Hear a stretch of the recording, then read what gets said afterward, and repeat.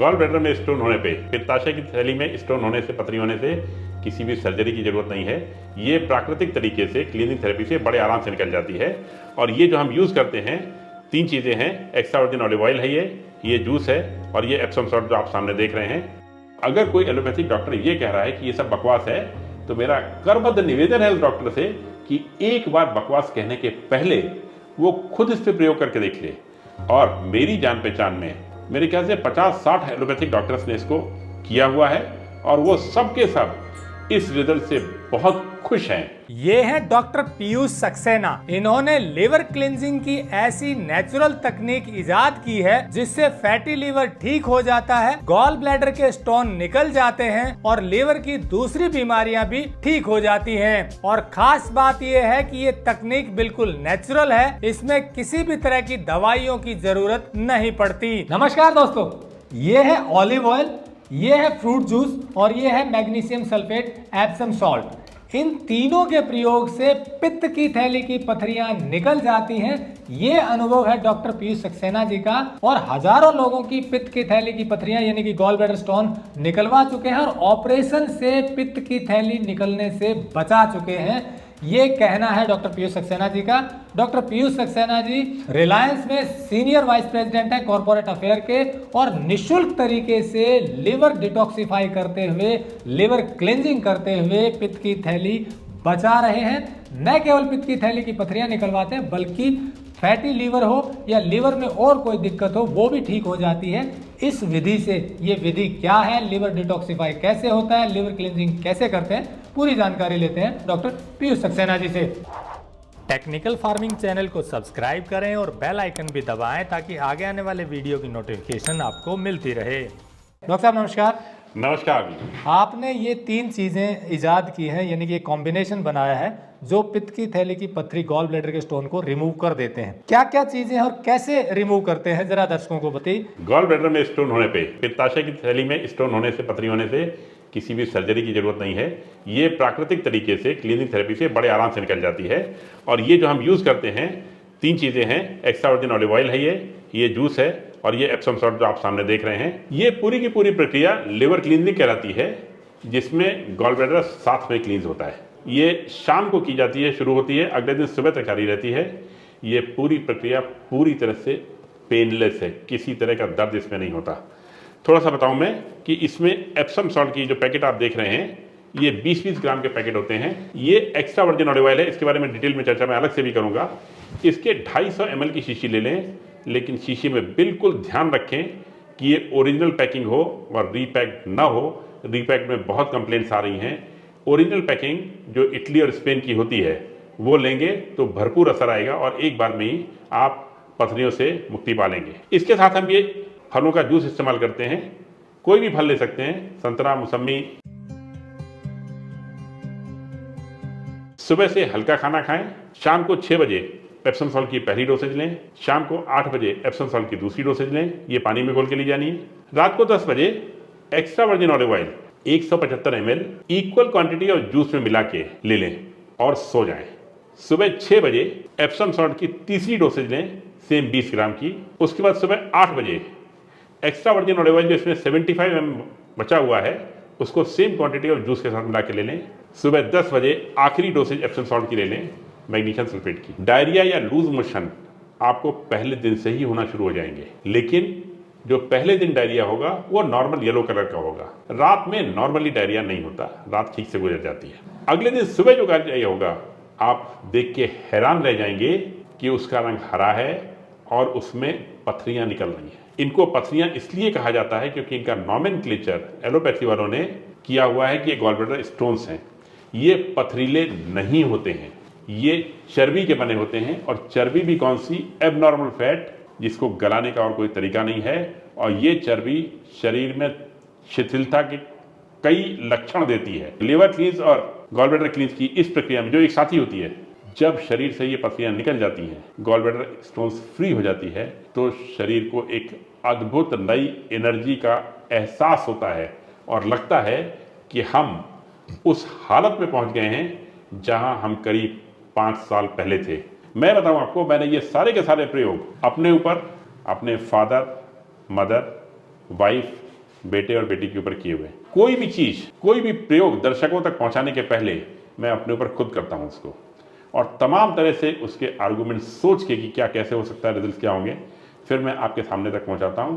और जितने लोगों ने ये किया है वो सब के सब कंफर्म करते हैं कि ये एक बहुत ही बेहतरीन थेरेपी है और बहुत ही बेहतरीन इलाज है, और मेरे लिए उनका कंफर्म करना बहुत ज़्यादा वैल्यूएबल है, क्योंकि वो सही ओपिनियन है और ये उन पे बेस्ड नहीं है कि रिपोर्ट्स क्या कह रही हैं, ये अनुभव पे बेस्ड है और रिजल्ट पे बेस्ड है। ये डॉक्टर साहब आपने बताया कि जो लिवर क्लिनजिंग से पित्त की थैली की पथरी निकल जाती है, जो पूरी प्रक्रिया आपने बताई है, उसके कारण कैसे निकलती है, क्या एक्शन होता है शरीर में, वो जरा दर्शकों को बताइए। इसमें मेन ट्रीटमेंट जो है वो एक्स्ट्रा वर्जिन ऑलिव ऑयल करता है। एप्सम सॉल्ट कैटलिस्ट का रोल प्ले करता है। Extra virgin olive oil stomach से जब इंटेस्टाइन की तरफ बढ़ता है तो उस प्रोसेस में जब ये एब्जॉर्प्शन के लिए लिवर और गॉलब्लैडर की तरफ जाता है, तब ये किसी प्रोसेस से गॉलब्लैडर तक इसका पार्ट पहुंचता है और वहां से ये स्टोन्स को प्रेशर देता है, जिससे वो स्टोन्स वहां से निकल के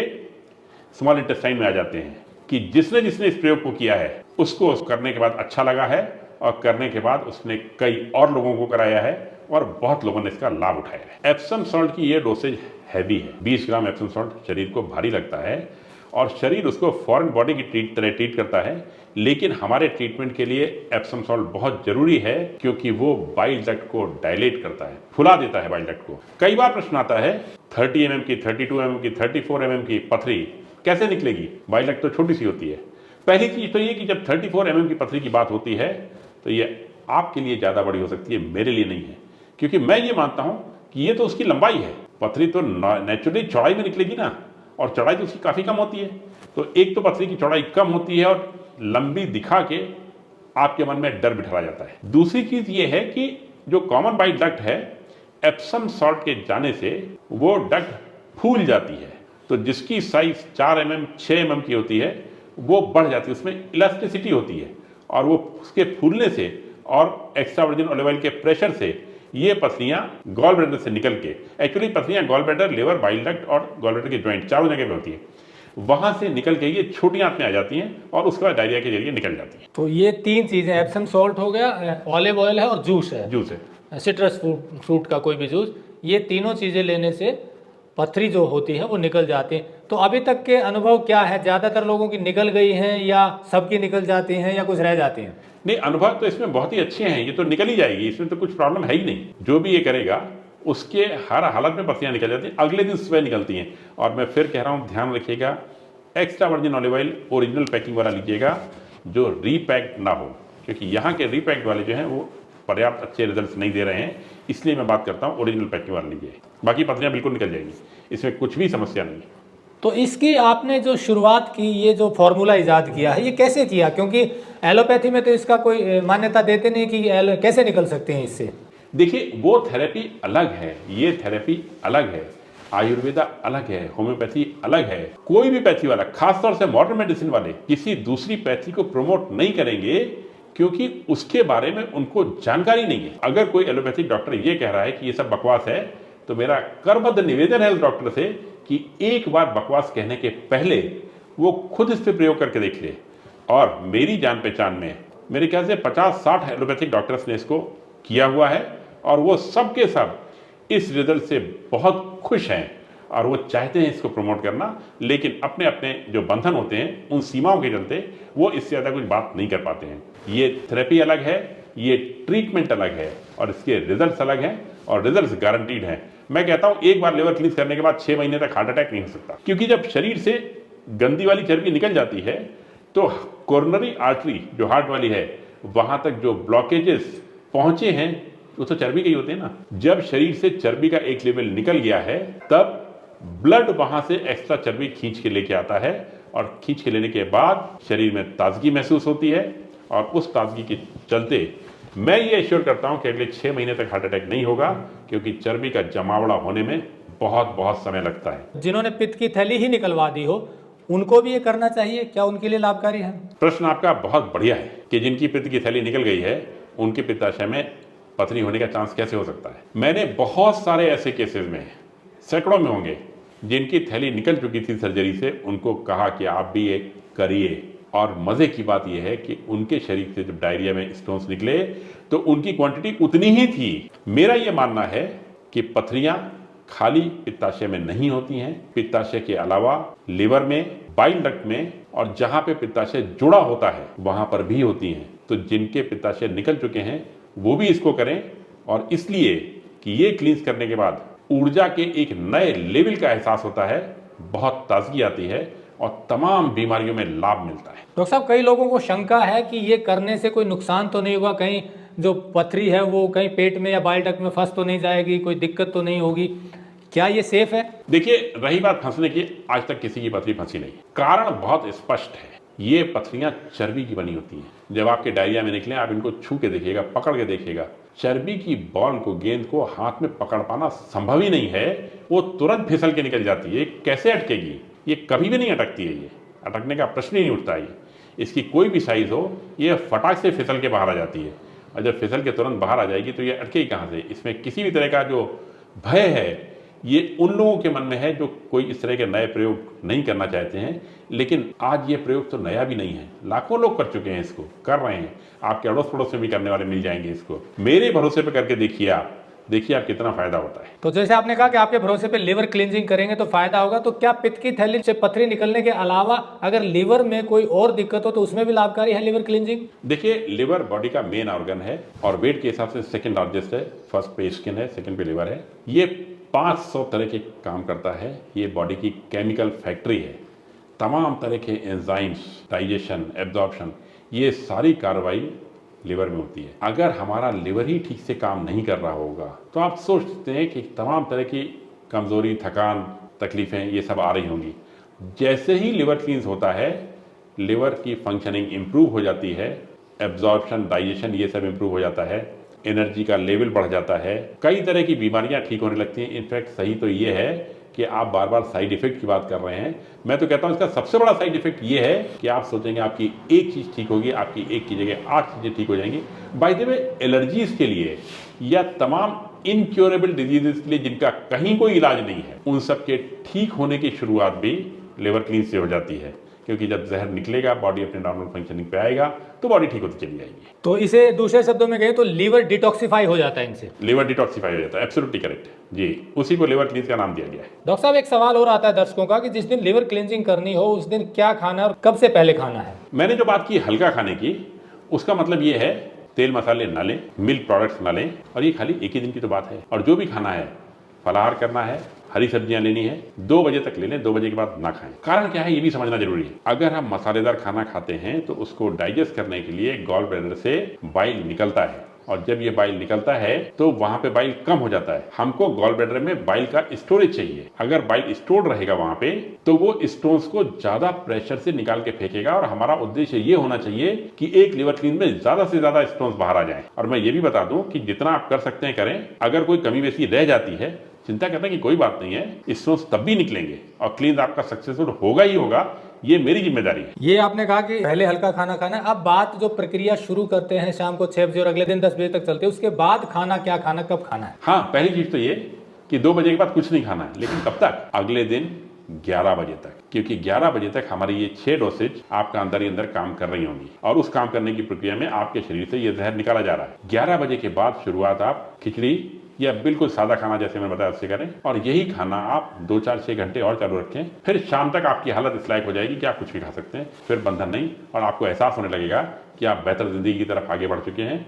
और तीसरे दिन की सुबह आपके लिए डिफरेंट होने वाली है, क्योंकि आप एक रात सो भी चुके होंगे और सोने के साथ बॉडी स्टेबलाइज भी कर चुकी होगी। डॉक्टर साहब, कई लोगों का सवाल आता है कि क्या ये लिवर क्लींस जो करते हैं ये घर पर खुद कर सकते हैं या डॉक्टर की ही निगरानी में होना चाहिए, या कैसे करें? देखिए, जो मैंने तरीका बताया इसके हिसाब से आप इसको अपने घर पे कर सकते हैं और करना चाहिए। इसके बाद भी अगर कोई डाउट रह जाता है तो ये मेरी किताब है, इसको पढ़ के आप मदद ले सकते हैं। इसके बाद भी अगर कोई शंका रह जाती है कि भाई सुपरविजन में ही करना है, तो हमारे कुछ वॉलंटियर लोग नॉमिनल पेमेंट लेके कैंप्स ऑर्गेनाइज करते रहते हैं, और उन कैंप में जाके आप तमाम क्लींस का लाभ उठा सकते हैं। वो कैंप्स अक्सर 3 रात और 4 दिन के होते हैं, और मेरे ख्याल से महीने में 1 या 2 तो लग जाते हैं। कोई दिल्ली के आसपास, कोई मुंबई के आसपास इस तरह से सुविधा उपलब्ध हो जाती है। तो वहां पर जाकर लिवर क्लींस कर सकते हैं, अपने पित्त की थैली की पथरी निकलवा सकते हैं। जी, हमने कुछ समय पहले लिवर क्लींजिंग के बारे में डॉक्टर इंद्र बग्गा का एक डिटेल्ड वीडियो बनाया था। डॉक्टर इंद्र बग्गा ने लिवर क्लींजिंग की जो तकनीक बताई थी, उस तकनीक को इजाद किया है डॉक्टर पीयूष सक्सेना ने। लिवर क्लींजिंग को डिटेल में समझने के लिए आप डॉक्टर इंद्र बग्गा का पहले वाला वीडियो देख सकते हैं। वीडियो का लिंक डिस्क्रिप्शन में दिया हुआ है। तो दोस्तों, जैसा डॉक्टर पीयूष सक्सेना जी ने बताया कि केवल आप ऑलिव ऑयल,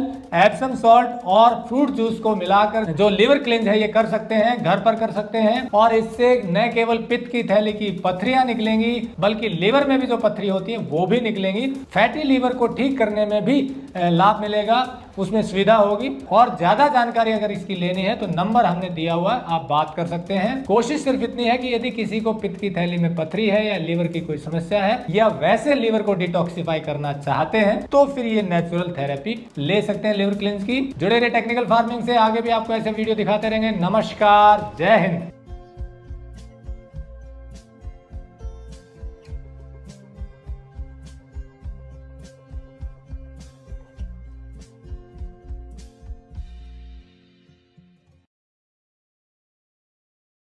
अगर आपको यह वीडियो पसंद आया है तो ज्यादा से ज्यादा लाइक और शेयर जरूर करें। साथ ही चैनल को सब्सक्राइब करना ना भूलें।